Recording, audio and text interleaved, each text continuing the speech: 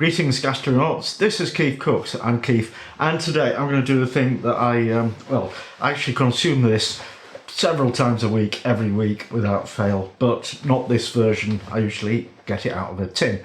But today I'm going to show you how to make baked beans from scratch.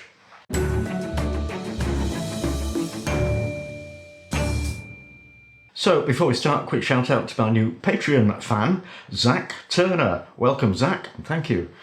I could do with a few more of those. I did this about 8 years ago on the channel and I don't think I did a great job, so hopefully I can do a lot better this time. I think I can. We shall see. Brits and baked beans, it's just like, we are made of beans, I think. And they're pretty cheap unless you buy these ones, which are outrageously expensive. Quick and easy to prepare, you just chuck them on toast and there you go. However, making your own isn't quick and probably isn't easy either, but I'm going to do it because that's what I do for you guys. It's all part of the service. Yeah, so why am I doing beans now? Well, I did baked potato with cheese and beans a few weeks ago, and I thought then that I should have done some homemade ones.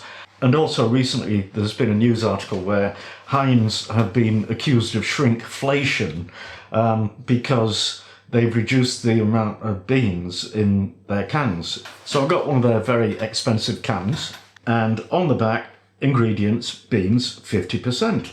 Absolutely. So the spokesman had said that they had reduced it from 51% to 50% to make them taste better. And I completely believe him. Oh yes. Actually, I don't. I think that's just rubbish. I've got some other cans of beans. This one is a cheapy brand from Lidl, 45p, but possibly less. And that's got 51% beans.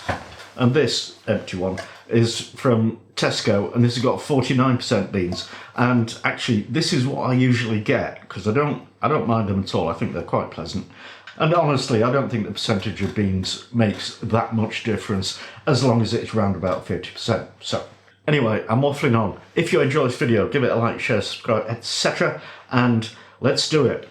Homemade baked beans from scratch. Okay, your baked beans, 2 ingredients, beans and tomato sauce. The beans used for baked beans are haricot, so they're also known as cannellini, which is what I've got, and navy beans. They're all the same, basically. So they do, if you get dried ones, they do need to be soaked. I did an experiment, actually. So this one, I've soaked 100 grams of beans in 500 ml of water overnight. They've absorbed quite a lot of water. I weighed them without the water, and that's become 200 grams. So it's doubled in weight through absorbing water. This lot, I thought I want to see if you can do it quicker. So I set these off at 9 o'clock this morning, and it's now 10 to 1. So they've had 4 hours. They are swelling, some of them. Some of them have gone wrinkly. So I'll just leave that alone for another hour or two and see how it gets on.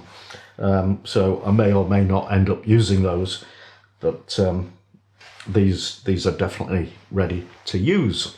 Now, I don't want you to get the idea that a list of ingredients on the back of a can is any kind of, instruction or recipe, but it's interesting to note what we've got. We talked about the percentage of beans already. The second ingredient in all of them is water, the amount not specified, and then we got tomatoes. So in the Heinz one, we've got actual tomatoes, 36%. Oh, and then water after that. So ingredients are normally listed in the order of how much of them there is. So, the first one is most and the last one is least. There's also sugar, vinegar, which we know, spice extracts, herb extract. They don't specify what spices and herbs are in it. The cheapy one, we've got beans, water, 5.5% triple concentrated tomato puree, and then all the other stuff. But also we've got some onion powder, paprika, spice extracts, clove, paprika, capsicum, cinnamon, and natural chili flavouring, and garlic extract. Wow. I don't know if I've ever tried these ones. They sound really interesting. And then the Tesco one, beans, water, tomato puree 20%, then sugar, salt, onion powder, paprika, maltodextrin, colour, paprika extract, and then paprika extract, and clove extract, and capsicum extract, and flavouring. Delicious. Okay, so I'm just kind of winging it really. So normally I would have started cooking the beans because, you know, they can take a while, but I'm still waiting for that second lot to, you know, hydrate. So I'll get on with the sauce. I've got medium onion.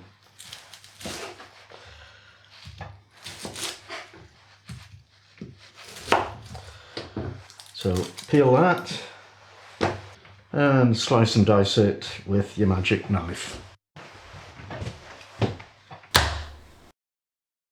And you want to chop your tomatoes. These are already chopped, but well, we'll just have a look, see how.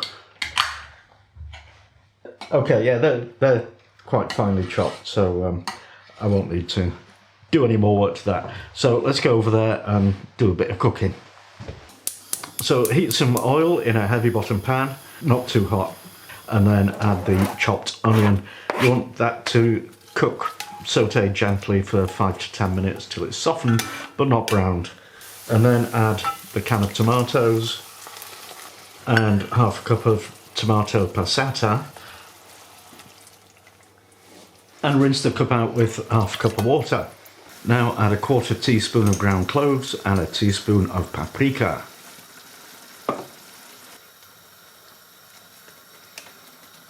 Okay, I'm fed up of waiting for those beans to hydrate properly, so I'll just go ahead and cook this, which means that I'll only use, you know, about half the sauce.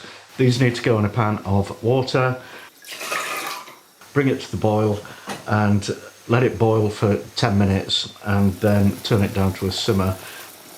Put a lid on it and simmer until they are cooked. Now, I'm not really sure how long that will take. The packet says it'll take an hour and a half. I think it might take less than that. So I'm just going to keep testing as we go along until I can swish a bean between my finger and thumb. Okay, I'm going to transfer that into this tall container because I'm going to use the stick blender, and I don't want to scratch the enamel any more than I did last time I did this. There we go then. Whiz, whiz, whiz. Right, now I'm going to pass it through a sieve. Oops. I'll just push it through with the back of a spoon.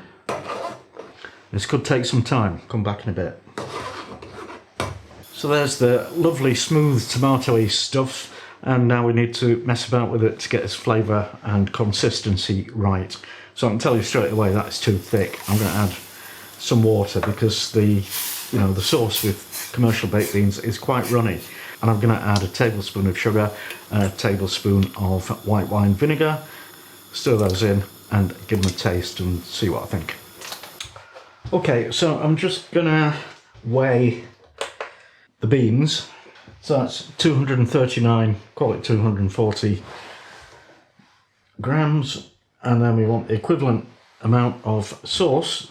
Okay, there we are. Lovely homemade baked beans. They look pretty good, don't they? They look like the real thing. So you can eat those, well, you know, heat them up and eat them now, or it's getting late, so I'm actually going to have those for my breakfast as a taste test. So I bet you can't wait for that. See you in the morning. Okay, it is the next day and I'm ready for my breakfast. So I'm just going to put my beans into a saucepan and simmer them gently on the stove till they're bubbling. Also going to make some toast. And you might be wondering why they're called baked beans. I know I am, I've just looked it up. The answer is you could do it in a casserole covered thing in the oven for a long time. That's really not baking. Just because it's in the oven doesn't mean you're baking something. And commercial baked beans are actually pressure cooked inside the sealed cans, so nothing to do with baking at all. There you go. Here is a loaf that I made earlier. I'm such a liar.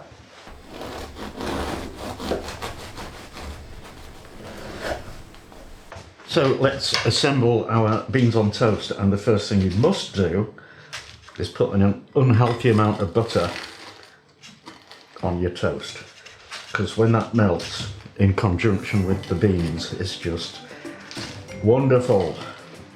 Now we add the beans, and I like to do a kind of little tower, so it's a bean sandwich with beans on top. That works for me. Alright, here we go. Beans on toast. They're coagulated a bit because they've been sitting around having their photo taken, but I'm sure they'll be wonderful anyway. Oh yeah. So there you go. Probably not worth the effort of making your own, but an interesting experiment. So I hope you enjoyed it, and thanks for watching, and see you next time.